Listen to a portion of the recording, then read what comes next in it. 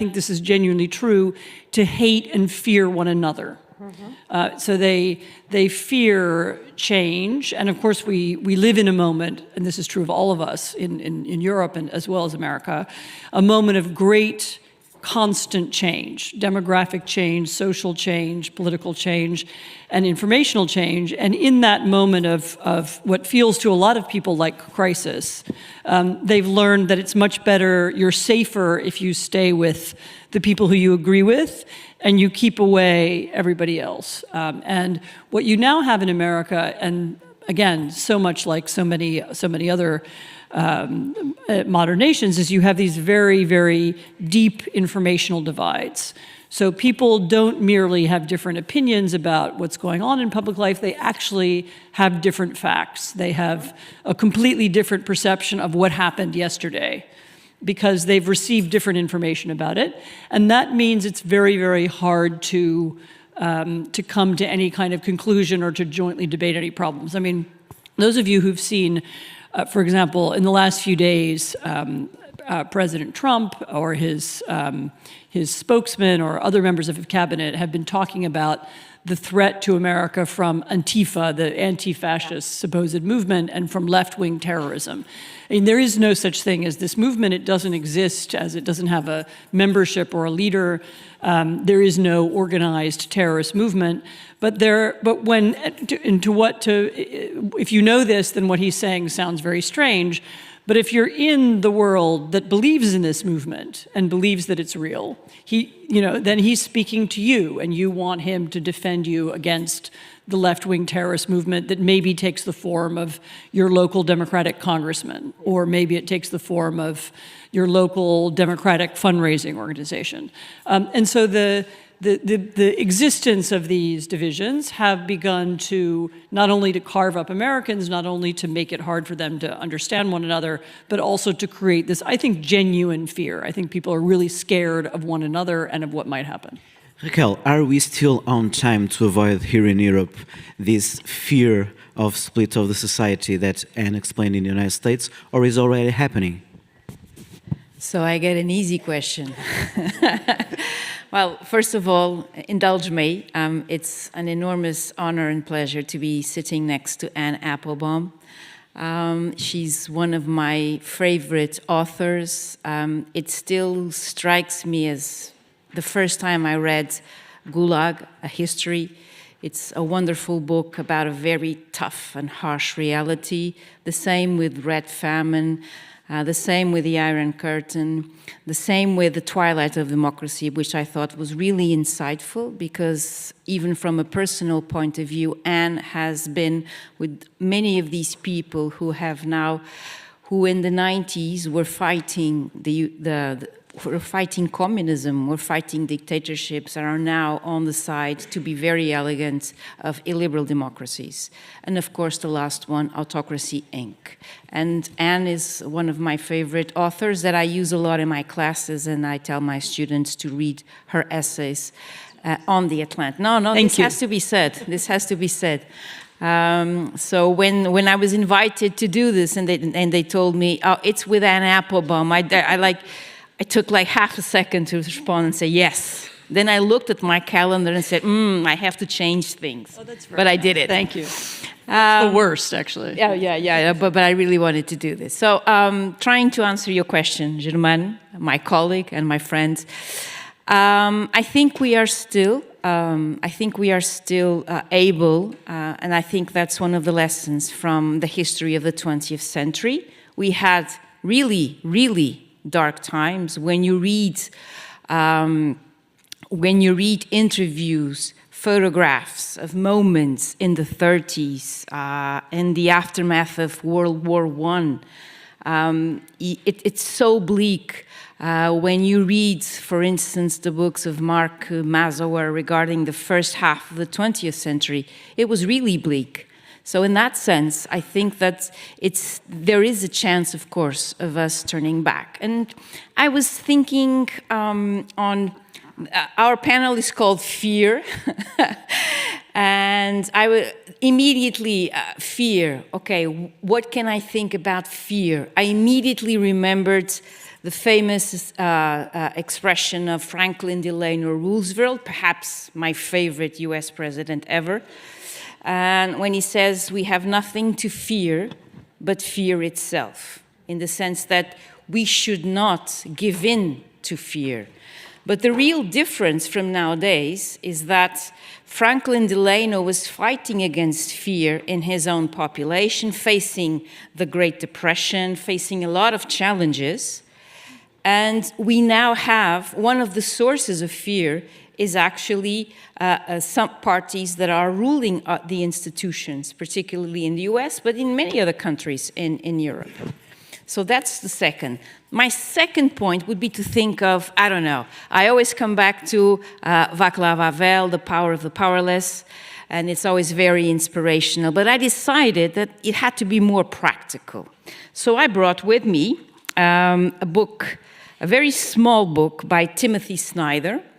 It's called On Tyranny, and he has 20 lessons that we should practice in our daily lives. And the first one is just great. It just says, do not obey in advance. This is to say, we know what's coming, we have realized it, so we should not obey in advance. So I think it's a really practical book in the sense of you get these 20 instructions or 20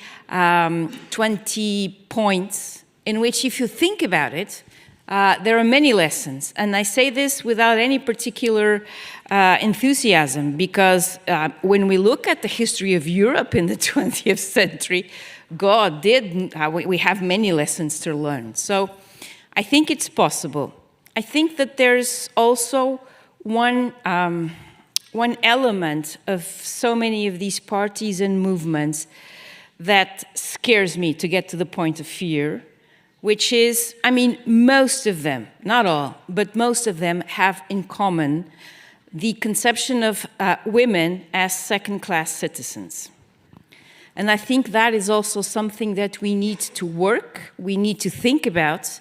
We are talking about half of our societies, and most of us are simply not willing to go back and not have careers and not fulfill our lives as we seem to think that it's fit. So I think that's also a key element that we need to highlight more. And I think it's pretty much a good point. Also, and that's the main theme of Anne's latest book. How do you write so much? You write like so I don't much, write enough. and you write well. I mean, you've just published an essay regarding what I think is very good news for all of us Democrats, that Maria Corina Machado has won the Peace Nobel Prize. And I go to The Atlantic, an essay by Anne Appel. I interviewed her last December, so I was ahead of the game. Okay. There's a lot of competition nowadays. It's not just that our liberal democracies are more fragile. We have a lot of competition from dictatorships or illiberal democracies or all these hybrid regimes. So I think it's really tough. But I think we really need to, all of us, not just the politicians, all of us, the professors, the citizens, everybody has to be on board. And I think we just need to actually do it in a very public way. Let me get to this and ask to Anne. In your latest book, Autocracies, Inc., you defend that autocracies work together to defeat democracy. Our job is to work together and organize to defeat them. The sense that we have is that in these times, the leaders of autocracies are more capable of defeat democracies than probably democracies stop autocracies, or not. No. Let me just back up and explain what I meant when I wrote that. So what we now have in the world a number of countries who have very different political systems. You know, there's communist China, there's nationalist Russia, there's Iran, which is a theocracy, There's North Korea, which has its own strange ideology. There's Venezuela, actually, which describes itself as a Bolivarian socialist state, but is also a dictatorship. And all these they're very different countries. Some of them have deep rivalries. They don't necessarily like one another. The Russians and the Chinese, you can see many potential ways in which they could disagree. But they've begun to cooperate with one another in certain areas. And in the book I talk about finance, this world of secret money, hidden money, dark money, as we call it in U.S. politics, the way in which which they can steal and hide money, whether it's in anonymously owned apartments in Lisbon or London, or whether it's in offshore Caribbean islands or in some U.S. states, and they have common interests in that secret world. They have common interests, obviously, now in some military cooperation. So you have the Iranians sending drones to Russia. You have the North Koreans sending soldiers to Russia to help them in their war against Ukraine. You have the Chinese providing components, but you're also beginning to see, you will see, Russian drone technology, the new ways in which they've been fighting the war in Ukraine. You're going to see that spread to other parts of the world too. They've apparently been sharing it with the Iranians, and they will with the Chinese as well. So you see them cooperate there, but maybe the most important piece of their cooperation is in the matter of fighting us. And by us, I mean people in the liberal democratic world, in Europe, in Asia, in the United States, people who believe in the rule of law, who talk about transparency, who talk about accountability, who believe there should be independent courts, who believe in the possibility of independent media or independent verified information. And they see all of those things and all of those ideas as a threat to them. And they're maybe not wrong. You know, if you are a billionaire dictator, as almost all of them are now, this is not like the 20th century. These are people who are independently wealthy. Then any system that allows transparency, allows people to investigate where you got your money, or any system that allows the existence of legitimate opposition, all these things are a grave danger to you and to your family, and so you push back against them. And so, as I said, the people who come from really very different countries with different geographies and histories have begun to understand that they share this need to protect themselves against these dangerous ideas that come from the democratic world. And I should say the most important reason why they need this is because that language is usually the language of their own internal opponents. So the most successful political opposition to Putin was the Navalny movement, which was an anti-corruption movement. The most successful movements in China, you had was the Hong Kong democracy movement. In Iran, it was a human rights movement, a women's rights movement that created the biggest protests that we've ever seen.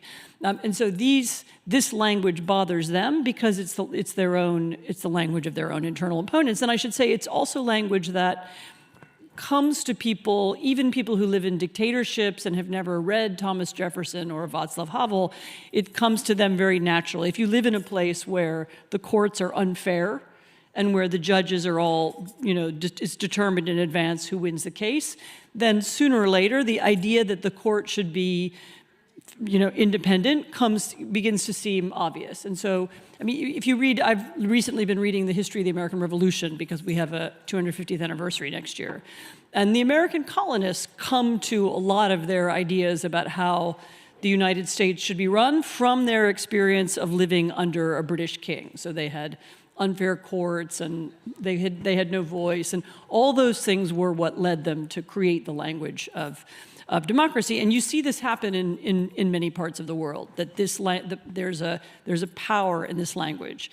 So to answer your question, yes, there are links between these countries. Yes, they've begun to cooperate. You can see them cooperating online with the same kind of language they use on the internet. You can see them cooperating in Ukraine.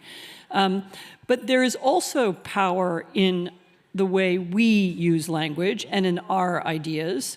And the reason why they have begun to work together is because they're afraid of it. Sure. When we talk about what can we do, or the idea that we are somehow helpless, we here in our unbelievably wealthy and prosperous and successful societies are somehow helpless and we can't put back against it. I mean, I'm not sure where that's coming from. But let me ask you, it's quite natural that people that live in a dictatorship wants more democracy and liberty. It's a bit odd, but it's happening the opposite. People living in democracies wanting more authoritarianism. Why? Well, misinformation? First of all, I shouldn't have to tell a Portuguese audience this, or an American audience. This has always been true. There have always been some people who dislike the cacophony of democracy and the conflict of debate, and they prefer a single leader and one single message. And you will find that in any society. And in fact, the reason why we have, I'll speak about the US Constitution. I'm sure this is true of yours too, though. The reason why in the US Constitution you have checks and balances, the reason why they wrote that was less than 250 years ago, but the reason why they wrote that there was because they had read the history of ancient Rome and the Roman Republic and of history of Greek democracy, and they understood that in any society there's even Alexander Hamilton has some language like this. There will one day come along a populist leader who will charm the people and they will all organize behind him. And this happens, we had Caesar, we had Napoleon, it happens in many societies. And they wrote the US Constitution to prevent it.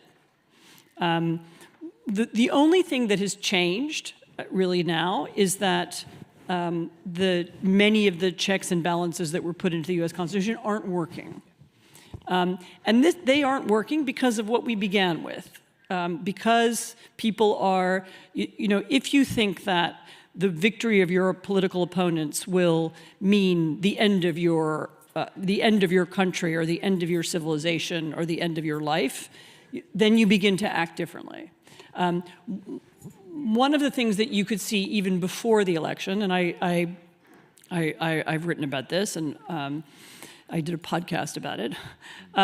There has begun to be in U.S. politics a problem of, this is particularly true of the Republican Party, politicians who are scared to vote against Donald Trump or who are scared to criticize him in public because they are legitimately afraid that something will happen to their families back home in the states where they come from. So as politics becomes more existential, more people have reason to literally fear for their lives, and this is changing the way politics work. I mean, one of the biggest changes in the last few years has been in the U.S. Senate. U.S. senators are very powerful people. They have huge staffs. 100 people work for them. Usually, they're very wealthy. They have they have enormous amount of power, and to see U.S. senators appear to be afraid of Donald Trump tells you, I think, something about the atmosphere in the states that they come from. So, Raquel, what can we do to defend democracy and avoid populism? Are you serious? Easy to ask, impossible to answer. Well, I think, first of all, I agree with Anne on this point. We have this tendency to be fatalistic about the future or even about the present. We tend to think, and it's natural to do so, that our problems are the worst ever, that the challenges we face are insurmountable. And I think that one way to fight that is actually to look at history and to see how other generations who had to fight and who had to deal with huge challenges such as World War II, World War I.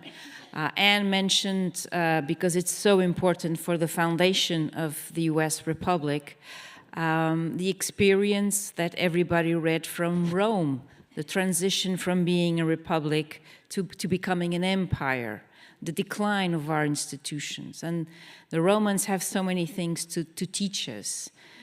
I know it's not easy, but we actually need to read more and learn more about history, and particularly our memory. And in the case of Portugal, we had a dictatorship for 50 years. We are now celebrating the 50th. And it had some popular support. And it had some popular support. And also there's this really great book, which is from Vicente Valentim. It's called, in Portuguese, O Fim da Vergonha. In English, something like The End of Shame. That basically goes, and he has empirical evidence. It's from his PhD thesis.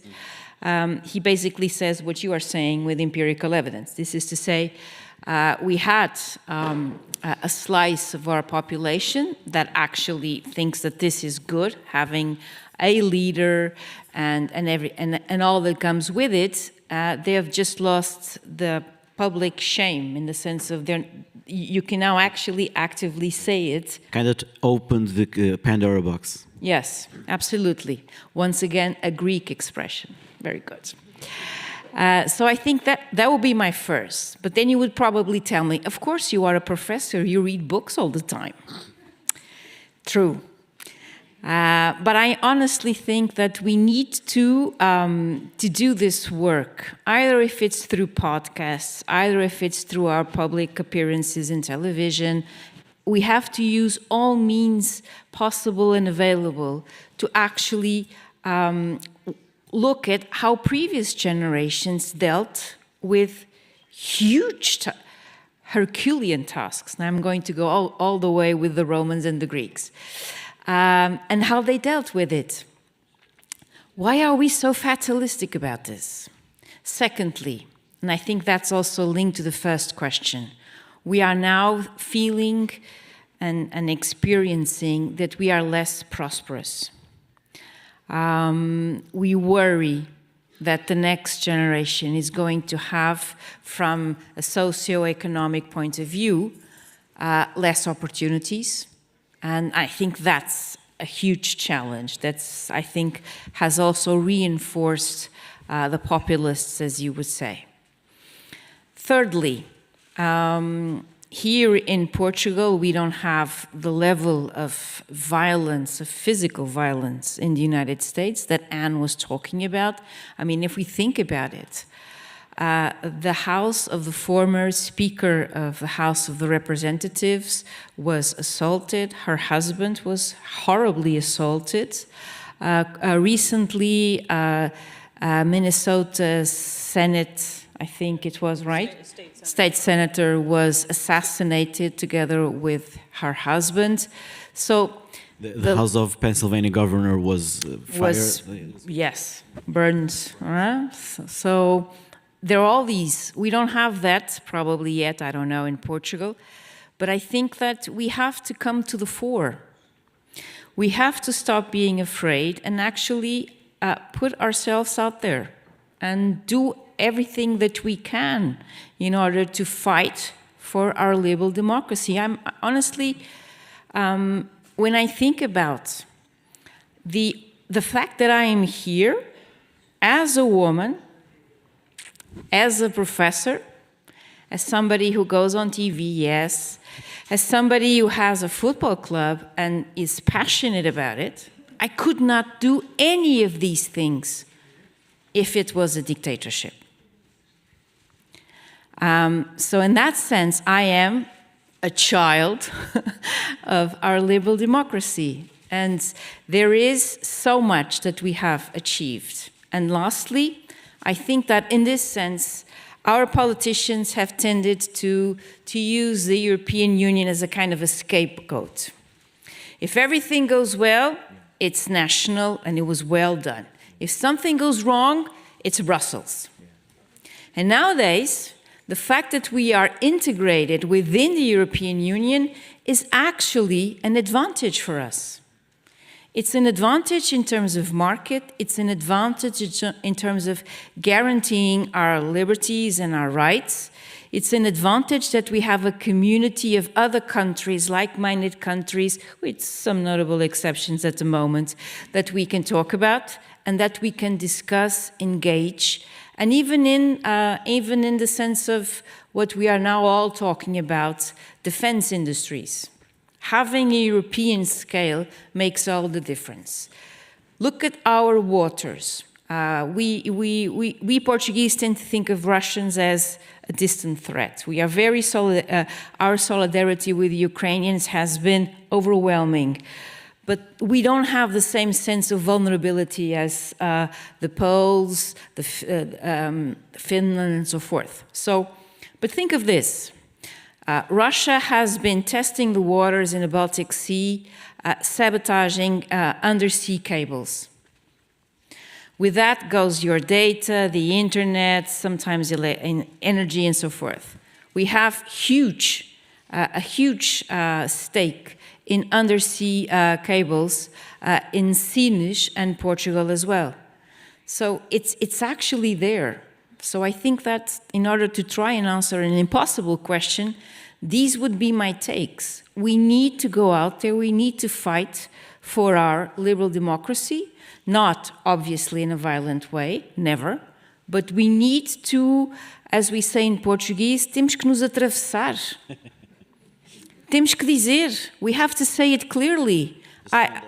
We have to stand up for our rights and fight for them in all ways possible. And if you ask me another impossible question... You'll talk even longer. Huh? You'll give an even longer answer. I'm joking. No. But Raquel, this I'll brings... give a long answer. I'm taller than him. So No, what Raquel is saying is very important. It brings to this main issue, that is the Russian invasion of Ukraine and the Russian menace. And for me, I think you wrote in the last 3 years some very important essays and notes about this. And I quote just two things that you wrote. One, like Stalin, Putin believes in large-scale violence to defend his power and interests. And the other, the war will end when Russians understand that the age of empire is over. There will have to be a profound psychological change in Moscow. How can it be possible without Putin? Or how can Putin leave Kremlin with his death? So there are two or three answers, two or three things to say to that. One is I was asked a similar question at an event in Lisbon last night, and I reminded people that colonial wars often last quite a while. They can go on 7 years, 8 years, 10 years. And I started naming some colonial wars, and I pointed out that usually they end they're ended by a different regime from the one that started them. Mm-hmm. And I mentioned France and Algeria, and I, talked about a couple of others, and then there was this silence in the room, and someone said, "Oh yeah, So you know this history yourselves, that the moment will come when people in Moscow say, why are we doing this? Why have 1 million Russians died or been wounded in the last almost more than 3.5 years? For what? But are they aware of that? They are. I mean, there isn't a public sphere in Russia, and you can't do opinion polls. The Russian opposition who measure things like sentiment on the internet will tell you that most people want the war to end. Mm-hmm. You may have noticed, or anyway I noticed, in the last few weeks, there have been once again large numbers of these very strange suicides, mm-hmm. People falling out of windows. Yes. That happens because these are people who have somehow challenged the regime or questioned it. So it's there, this objection. And it's, the question is simply when the costs of the war are so high that either Putin himself decides to change his language or the Russian state does. And of course, the other thing that's happening is that the Ukrainians are constantly changing the way they fight, mm-hmm. and constantly looking for what is the thing that will change minds in Moscow. And so they originally thought if enough Russians die, that will matter. I was actually in Ukraine about 3 or 4 weeks ago, and I talked to a senior person in the military who said, yeah, at the beginning of the war we thought if enough Russians die, they'll stop fighting, and now we realize that won't be the case because they don't care enough about people dying. What they do care about is they care a lot about money. They need money to pay the soldiers. The oligarchs need money to keep their lives going. And so we've started targeting oil refineries.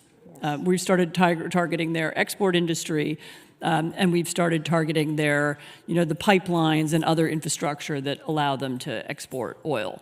And in the last few months, those of you who've been following this know that this has led to gasoline shortages, gasoline and diesel shortages all over Russia, especially in the east and in the south. So it's very important to overcome this mentality that Ukraine can't win. Yes. I mean, think about the number of wars that Russia has lost. They lost the Crimean War in the 19th century. They lost the Russo-Japanese War in 1905, and that was at a time when the Japanese were much smaller and weaker than Russia. They lost World War I. They lost the war against Poland in 1920, the Soviet Bolshevik War.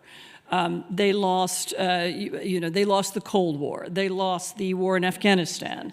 It happens many times over and over again in history that smaller powers are able to win. America and Vietnam, again, France and Algeria.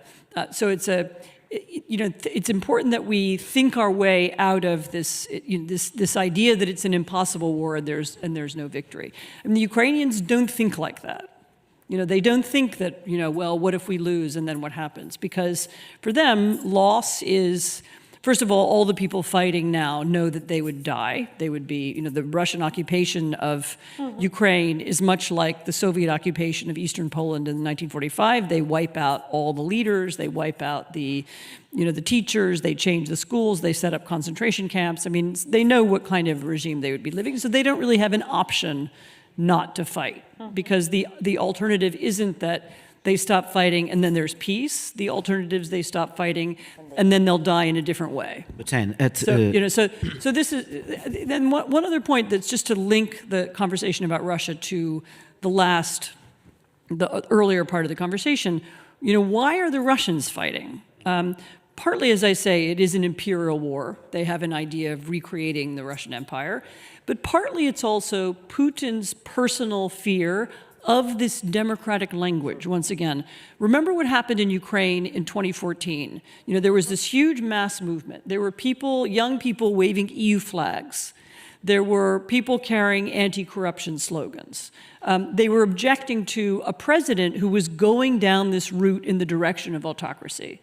Who was changing the Ukrainian constitution, who was reorienting the country towards Russia.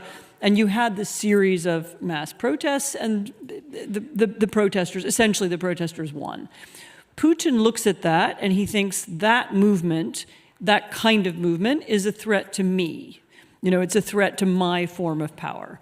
But not all Russians will necessarily see it that way. And so a lot of this war is also just about him and his personal fear and his desire to preserve his political system. And there are, that's not universally shared in Russia. But I was asking, Ukrainians are fighting and resisting bravely, and there is an example, and then they won't stop resisting. My point is, at what point will Europeans be able to defend Ukraine?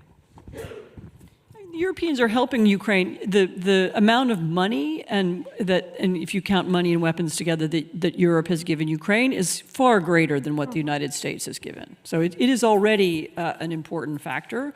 What I'm hoping is going to happen is that Ukraine and Europe begin to they begin to coalesce. So the Ukrainian drone industry, which is now the most advanced weapons industry in the world, I'm hoping that it begins to co-produce with European countries. And that's happening, actually. That the Ukrainian experience of fighting begins to be shared with the rest of Europe. And that Europeans, that the exchange goes two ways. And that's starting to happen. There is a taboo in most European countries about sending troops to Ukraine. I don't know whether that will last forever. I mean, it depends rather what happens. But the involvement, not of every European country, but certainly Scandinavia, certainly the Baltic states, Poland, Germany, UK, is already quite high in terms of identification and in terms of help. Raquel, And I should say one other point. One of the other things that really impressed me on a recent trip was the degree to which the Ukrainians have already said, okay, we understand the United States might not be with us forever. It's like, we don't know. They hope, of course, that Trump will help them, and they, of course, in public. Yes, because Trump a year ago was saying a thing, and now is saying another thing. We don't know about Ukraine. They don't count, but the point is, they don't count on it, and their mentality is, we're going to make as much as we can here. And they made 2 million drones last year, and they're going to make 4 million drones this year. And as much as we can do ourselves, we will do. And it's really important that Europeans listen to that and begin to do the same. So, Raquel, another impossible answer. What does Putin want with Europe? What is the menace of Russia sending the drones, obviously Russians, from European space, air, and hybrid warfare? What does Putin want about Europe? I think Putin wants what China wants, a divided Europe. A Europe that cannot act in coordination, a Europe that doesn't have the benefits of the scale of having 450 or 500 million, depending on who's counting. I think, obviously, the sense that they want the Europeans to not look at the United States as an ally. But they also do not want a European Union that's coherent, that's cohesive, and that has, well, in a nutshell, hard power. And I think that's obvious. I mean, this is really well documented. The Kremlin has financed far right or radical right, radical left parties, movements throughout Europe. The point is to introduce division, to introduce skepticism of the EU and NATO as well. Let's not forget NATO. But that's really obvious. China is, as usual, more clever in its strategy. But the point is this. And what Putin is doing is, by testing Europeans, by sending these drones, by sending the MiGs to fly over Estonia for 12 minutes, all of that is to instill fear and to actually make European governments because we do have elections and people actually vote here, in at least in most. And in that sense, to make the elites of the European countries to think twice about helping Ukraine, to think twice about putting up a show. I think he is clearly misreading most of the European countries. But for instance, I'm very worried at what's happening in France.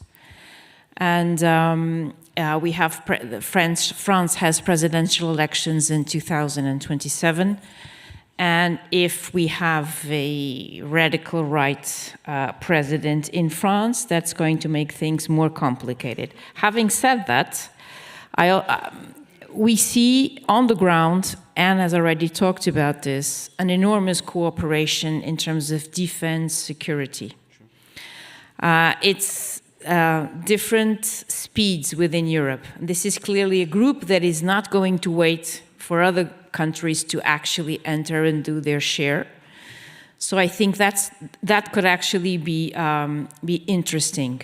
I also think that the election of Friedrich Merz has a very good impact in recognizing Russia as the threat that it is, clearly. And by doing so, inverting the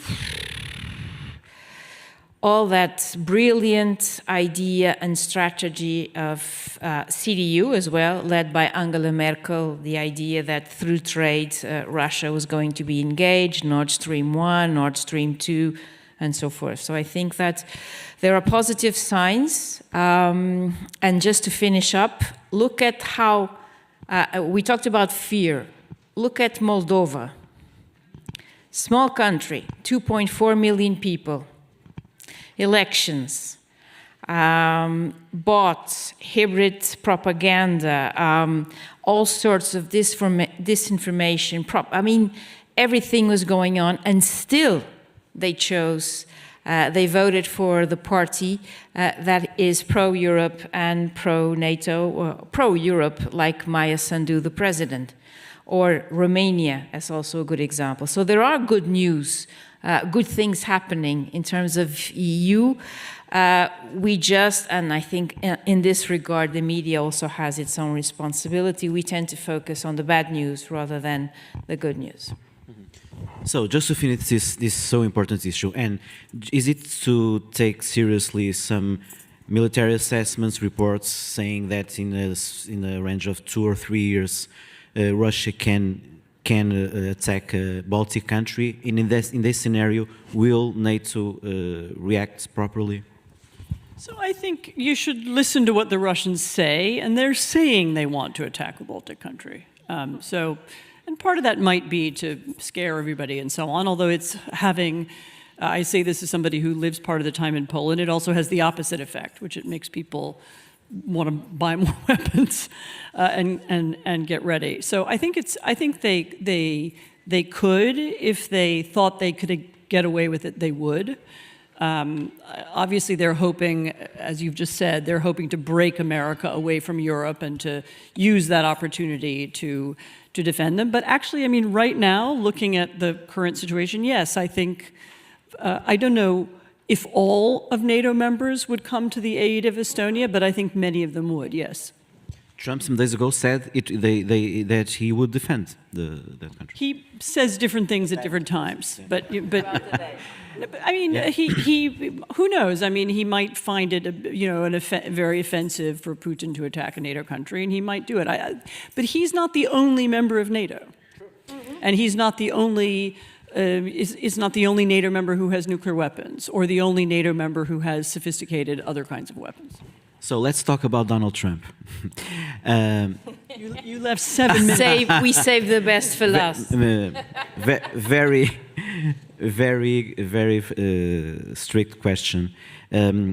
What is significantly different in the presidential agenda between first and the second term, because the second term is getting much worse than the first? So the big difference is to do with the people who are around the president. So one of the things that happened after January the 6th was that everybody who had been working with or for or supporting Trump because they were Republicans and they believed in a certain set of ideas and they thought it was important to work with whoever's the president and stay in power, many of them left Donald Trump, and many of them also spoke out against him during the campaign. Who was attracted to work for Donald Trump after January the 6th? People who had a desire to, let's be polite about it, who were interested in revolutionary change, to change the American political system radically. Some of them have different reasons. They're not all identical. So you have the kind of techno-authoritarians from Silicon Valley who hope to use the resources of the American state to fund their companies.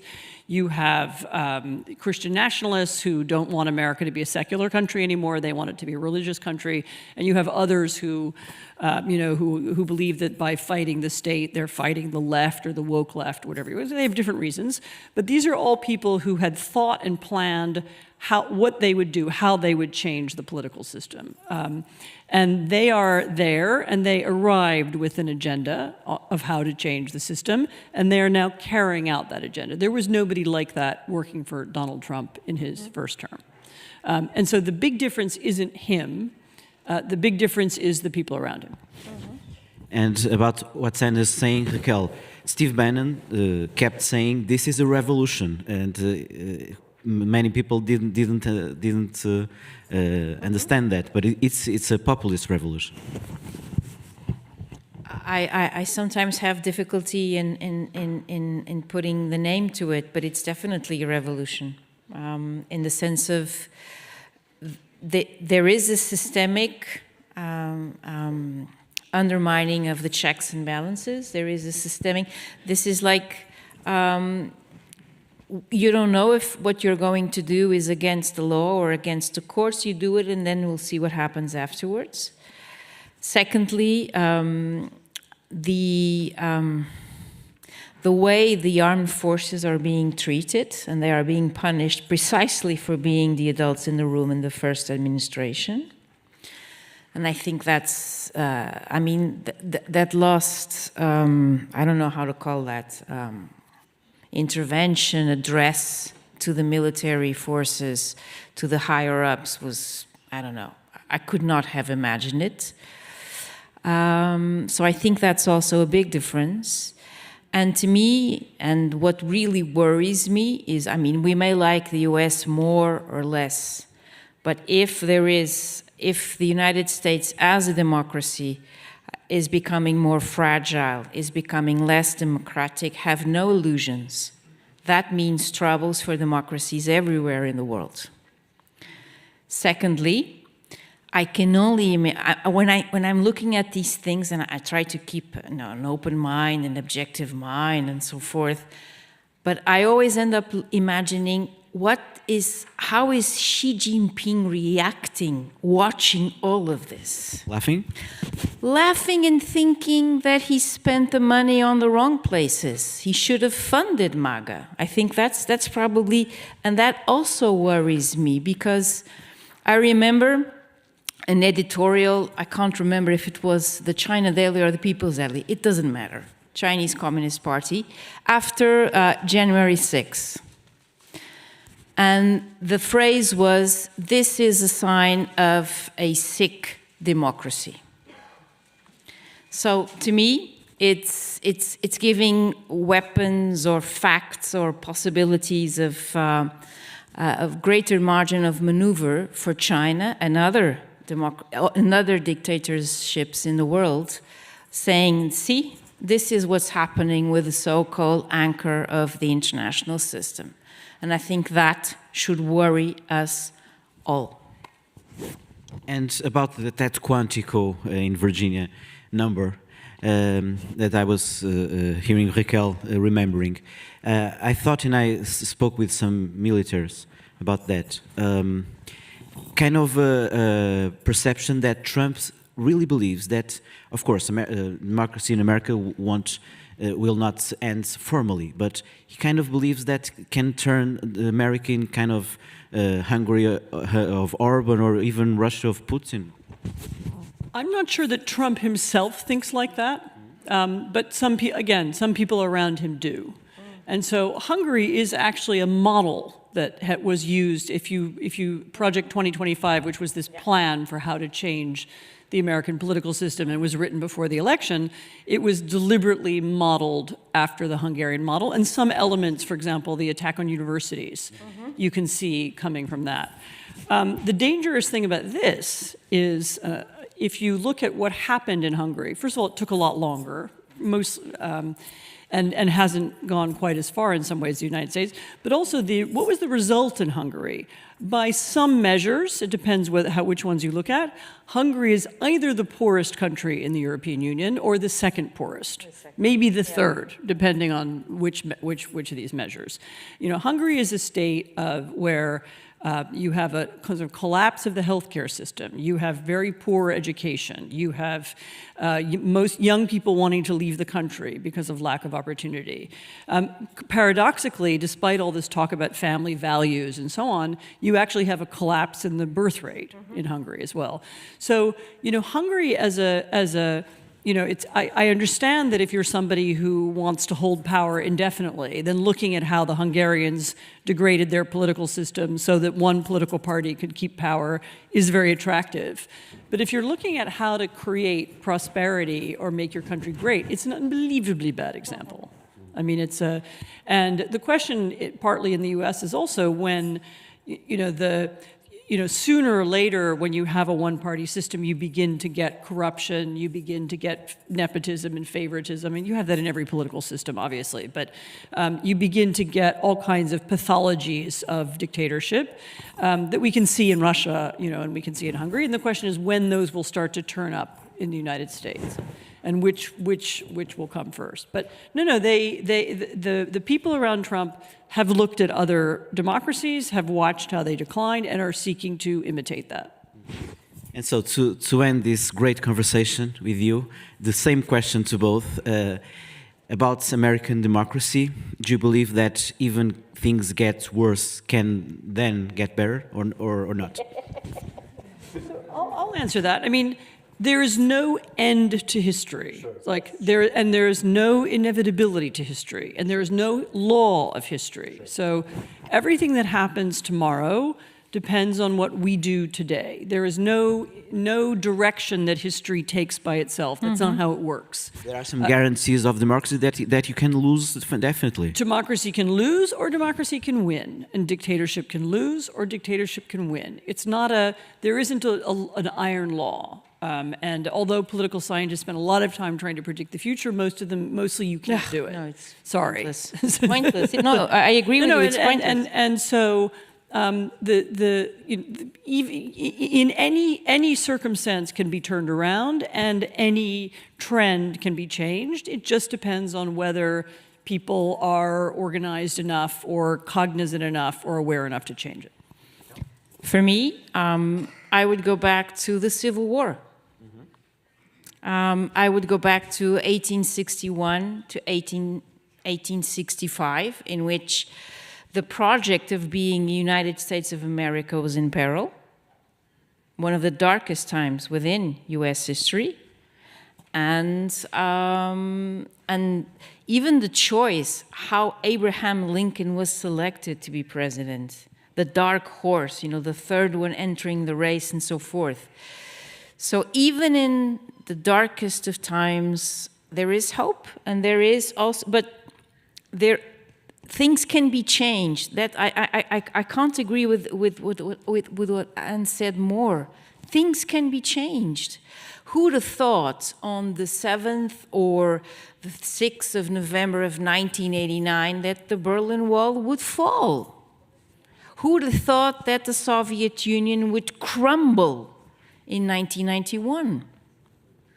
So in that regard, we have a lot of human imagination as human beings, for good and for bad. But we also have it for good. So I think that what we need to do is get our hands on the job and work for it. On that positive note. Yes, and Applebaum, Raquel Vaz Pinto, thank you very much for the book.